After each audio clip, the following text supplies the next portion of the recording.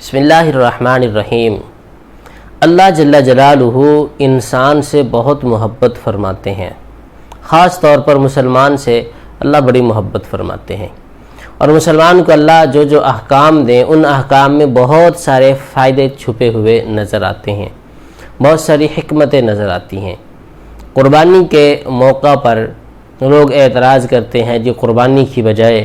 آپ کسی غریب کی مدد کر دیں،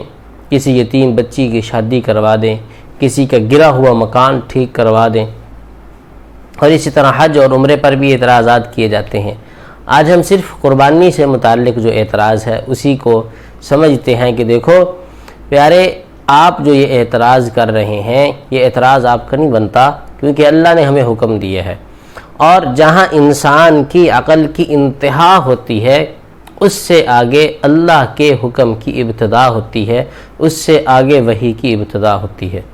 اب اس کے درمیان جو حکمتیں ہیں، وحی کی حکمتیں کہ نماز کیوں پڑھنی ہے، روزہ کیوں رکھنا ہے، حج کیوں کرنا ہے، عمرہ کیوں کرنا ہے، قربانی کیوں کرنی ہے، یہ حکمت اگر سمجھ آ جائے تب بھی ٹھیک ہے۔ حکمت سمجھ نہ آئے تو مومنوں کی تو یہ صفات اللہ نے بیان فرمائی ہیں پہلے پیرے کی دوسری آیت میں، الذین یؤمنون بالغیب، ایمان والے وہ ہیں جو بن دیکھے ایمان لاتے ہیں، چاہے کچھ بات عقل میں آئے چاہے نہ آئے، اللہ کے حکم کو ہم نے ماننا ہے، اور یہی صفت ایمان والوں کو اللہ کے قریب کر دیتی ہے۔ تو اسی قربانی کے موقع پر بہت سارے لوگوں کی امداد ہوتی ہے، بہت سارے لوگوں کا تعاون ہوتا ہے۔ مثلا جو بیچارے دیہاتوں میں رہتے ہیں، ان کے پاس اور کوئی کام کاج نہیں ہے، شہر میں روزانہ آ کر کاروبار نہیں کر سکتے، روزانہ جا نہیں سکتے، اپنا شہر اپنا گاؤں چھوڑ کر باہر کہیں نہیں جا سکتے، بچے چھوٹے ہیں، گھر میں بیٹیاں ہیں، گھر میں بیوی ہے،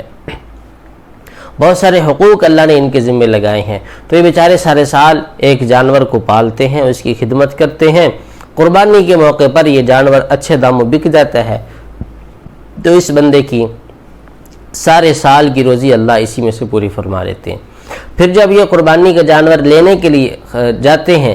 تو وہاں پر یہ ڈالے والے، یہ رکشے والے، یہ جو مزدور لوگ ہیں بیچارے، ان کا تعاون ہوتا ہے۔ پھر وہاں ریڈی لگانے والے کھڑے ہوتے ہیں، تھوڑی تھوڑی چیز، پانی پی رہا ہے، کوئی شکنجی پی رہا ہے، وہاں سے کوئی ناشتہ کر رہا ہے، کوئی کھانا کھا رہا ہے، تو ان لوگوں کے بھی چولہے چلتے ہیں۔ پھر جب یہ جانور خرید کر لے آتے ہیں تو خرید کر لانے کے بعد جو چارہ بیچنے والے ہیں ان کا چولہا بھی جلتا ہے، جو اس کے گلے میں رسے وغیرہ ڈالے جاتے ہیں ان کا چولہا بھی جلتا ہے۔ پھر اس کے بعد جو قصائی لوگ ہیں جو اس کو ذبح کرتے ہیں ان کا چولہا بھی جلتا ہے۔ پھر اس کے بعد سب سے بڑی اہم بات کہ یہ گوشت ایک ایک گھر تک پہنچانا یہ اللہ نے ہمارے اوپر لازم اور لاگو کیا ہے۔ تو جناب والا، اس کی وجہ سے نہ جانے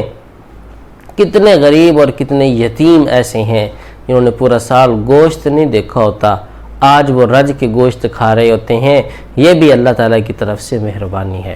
اور پھر بعض لوگ کہہ دیتے ہیں قربانی کا ذائقہ سب کا سب سیم ہوتا ہے، تو ایک اللہ والے نے بڑی پیاری بات فرمائی کہ اللہ جل جلالہ نے بندے کی مہمانی کی ہے، اور اس مہمانی میں مہمان نواز جو میزبان ہوتا ہے اس کی ذمہ داری ہوتی ہے کہ سارے کے سارے اپنے مہمانوں کو برابر رکھے۔ تو یہ اللہ کی میزبانی ہے، لہذا تم جتنا مرضی زور لگا لو، قربانی کے گوشت کا ذائقہ ایک ہی جیسا ہوتا ہے، کیونکہ یہ اللہ کی طرف سے میزبانی ہے، اللہ کی طرف سے یہ تمہارا اکرام اور ضیافت ہے۔ تو اس لیے قربانی پر اعتراض نہ کیا جائے، یہ بہت سارے لوگوں کی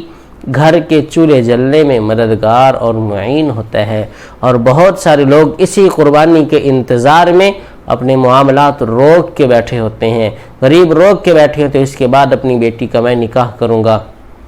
اس کے بعد بیٹی کی رخصتی کروں گا، اس کے بعد فلاں میرے گھر کی چھت گرنے والی ہے وہ اس کو میں پورا کروں گا، اس کو ٹھیک کروں گا، میں اپنے بیٹی کی تعلیم کے لیے آگے اخراجات پورے کروں گا۔ یہ سارے کے سارے معاملات یہ اسی قربانی پر موقوف ہوتے ہیں۔ تو یہ قربانی اللہ کی طرف سے بہت بڑی رحمت ہے اور نعمت ہے۔ اللہ ہمیں سمجھ کی توفیق نصیب فرما دے۔